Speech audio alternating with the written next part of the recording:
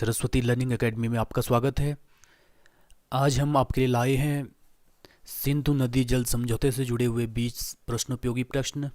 सिंधु नदी जल समझौता हमेशा चर्चा में बना रहता है, तो आइए देखते हैं 20 प्रश्नोपयोगी प्रश्न और आप इनको हल करने का प्रयास कीजिए और साथ साथ अपने नंबर भी नोट करते हुए चलिए। तो ये पहला प्रश्न, सिंधु नदी जल समझौता किन दो देशों के बीच हुआ था? इसमें ऑप्शन ए है भारत और पाकिस्तान, ऑप्शन बी भारत और नेपाल, ऑप्शन सी भारत और बांग्लादेश, ऑप्शन डी भारत और चीन।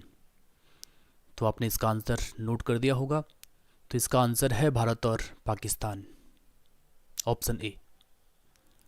आज का दूसरा प्रश्न, सिंधु नदी जल समझौता कब हुआ? ऑप्शन ए 15 अगस्त 1947, ऑप्शन बी 25 सितंबर 1952, ऑप्शन सी 26 अगस्त 1958 और ऑप्शन डी है 19 सितंबर 1960। तो इसका सही आंसर है ऑप्शन डी 19 सितंबर 1960। तीसरा प्रश्न, सिंधु नदी जल समझौते पर हस्ताक्षर भारत की ओर से प्रधानमंत्री जवाहरलाल नेहरू ने किए और पाकिस्तान की ओर से तत्कालीन राष्ट्रपति ने किए थे। तो हमें बताना है कि उस समय पाकिस्तान के राष्ट्रपति कौन थे। तो इसमें पहला ऑप्शन है मोहम्मद अली जिन्ना, दूसरा है लियाकत खान, तीसरा है अयूब खान और चौथा है जुल्फ़िकार अली भुट्टो। तो आपने आंसर नोट कर दिया होगा। इसका आंसर है ऑप्शन सी अयूब खान। चौथा प्रश्न, सिंधु नदी जल समझौता कहाँ पर संपन्न हुआ था? हमने जगह का नाम बताना है जहाँ पर दोनों नेताओं ने हस्ताक्षर किए थे। ऑप्शन ए है कराची, ऑप्शन बी है इस्लामाबाद, ऑप्शन सी है शिमला, ऑप्शन डी है नई दिल्ली। और इसका सही आंसर है ऑप्शन ए कराची। पांचवा प्रश्न, सिंधु नदी जल समझौते में भारत और विश्व बैंक के बीच मध्यस्थता किसने की थी? मध्यस्थता किसने की थी? पहला ऑप्शन है आईएमएफ ने, दूसरा है विश्व बैंक ने, तीसरा है यूनेस्को ने और चौथा है सार्क ने। तो इसका आंसर है ऑप्शन बी विश्व बैंक। आज का छठवां प्रश्न, पाकिस्तान की सबसे लंबी नदी कौन सी है? ऑप्शन ए सिंधु नदी, ऑप्शन बी रावी नदी, ऑप्शन सी सतलज नदी और ऑप्शन डी है झेलम नदी। और इसका आंसर है ऑप्शन ए सिंधु नदी। आज का सातवां प्रश्न, पाकिस्तान की राष्ट्रीय नदी का नाम क्या है? ऑप्शन ए सिंधु नदी, ऑप्शन बी झेलम नदी, ऑप्शन सी रावी नदी और ऑप्शन डी है सतलज नदी। और इसका आंसर है ऑप्शन ए सिंधु नदी।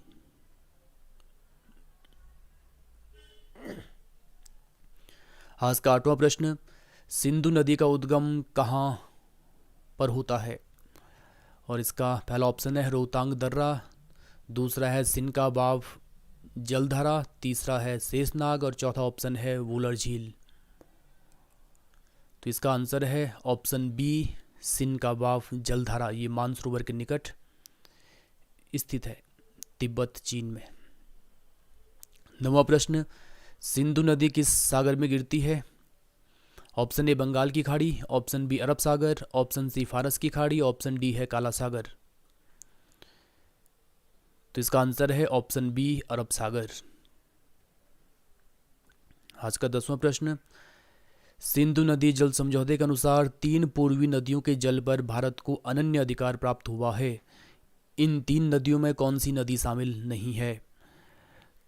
तो इसमें ऑप्शन ए सतलज नदी, ऑप्शन बी रावी नदी, ऑप्शन सी ब्यास नदी और ऑप्शन डी है झेलम नदी।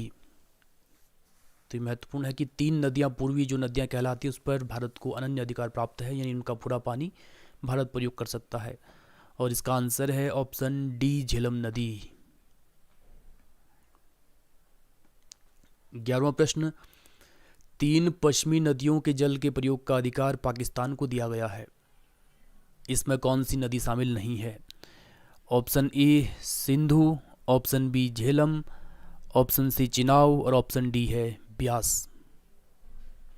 तो बिल्कुल सही इसका आंसर है ब्यास नदी, क्योंकि ब्यास नदी पूर्वी नदी है, इस पर अनन्य अधिकार भारत को दिया गया है।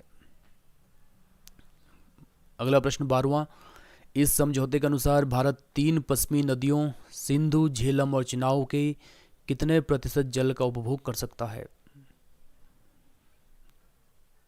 पहला ऑप्शन है 5%, दूसरा है 20%, तीसरा है 35%, चौथा है 50%। और इसका आंसर है ऑप्शन बी 20%। तो जो पूर्वी नदियां हैं 3, उन पर भारत का अन्य अधिकार है। जो पश्चिमी नदियां हैं 3, इनसे 20% पानी का प्रयोग भारत कर सकता है। अगला प्रश्न, भाखड़ा नागल बांध किस नदी पर है? Option A Sutlej, option B Ravi, option C है ब्यास, ऑप्शन डी है झेलम। तो आसान सा प्रश्न, इसका आंसर है सतलज नदी। अगला प्रश्न, पौंग बांध किस नदी पर है? ऑप्शन ए सिंधु नदी, ऑप्शन बी चिनाब नदी, ऑप्शन सी झेलम नदी और ऑप्शन डी है ब्यास नदी। तो बिल्कुल सही, ये है ब्यास नदी पर, ऑप्शन डी ब्यास नदी। 15वां प्रश्न, रणजीत सागर बांध किस नदी पर है? या थीन बांध किस नदी पर है? तो इसका पहला ऑप्शन है रावी नदी, दूसरा ऑप्शन है चिनाब नदी, तीसरा है किशनगंगा नदी और चौथा है झेलम नदी। तो इसका आंसर है ऑप्शन ए रावी नदी। अगला प्रश्न, वितस्ता किस नदी का प्राचीन नाम था? पहला ऑप्शन ब्यास, दूसरा है झेलम, तीसरा है रावी, चौथा है चिनाब। तो इसका आंसर है झेलम नदी। वितस्ता झेलम नदी का नाम, पुरुषणी रावी का नाम, विपाशा ब्यास नदी का नाम। अगला प्रश्न, झेलम को यूनानी भाषा में क्या कहा गया है? पहला ऑप्शन है हेलियोडोरस, दूसरा है हाइडेस्पीज, तीसरा है सेंड्रोकिड्स और चौथा इनमें से कोई नहीं। तो इसका आंसर है हाइडेस्पीज, ऑप्शन बी। अगला प्रश्न, हाइडेस्पीज का युद्ध किस किस के बीच हुआ था? प्रसिद्ध हाइडेस्पीज का युद्ध किस किस के बीच हुआ था? ऑप्शन ए है सिकंदर और पोरस, ऑप्शन बी चंद्रगुप्त और सेल्यूकस, ऑप्शन सी हर्षवर्धन और पुलकेशिन द्वितीय और ऑप्शन डी है अकबर और हेमू। और इसका आंसर है ऑप्शन ए सिकंदर और पोरस के बीच। अगला प्रश्न, झेलम नदी का उद्गम कहाँ है? झेलम नदी का उद्गम कहाँ है?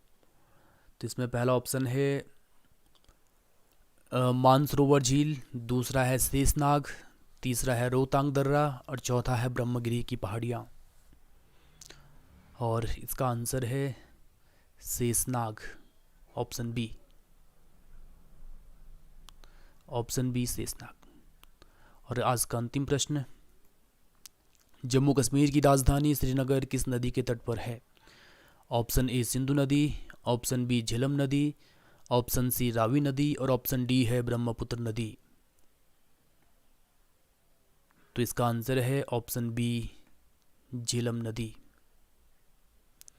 तो ये हमारे 20 प्रश्न पूरे हुए। अपना स्कोर नोट करिएगा और कमेंट बॉक्स में हमें ज़रूर बताइएगा। इसी तरीके से हम किसी अन्य टॉपिक पर फिर मिलते हैं अगले दिन। तो आपको ये हमारा अंक कैसा लगा ज़रूर बताइएगा और यूट्यूब पर हमें सब्सक्राइब कीजिएगा और वीडियो अगर पसंद आए तो लाइक, कमेंट और शेयर ज़रूर कीजिए। धन्यवाद।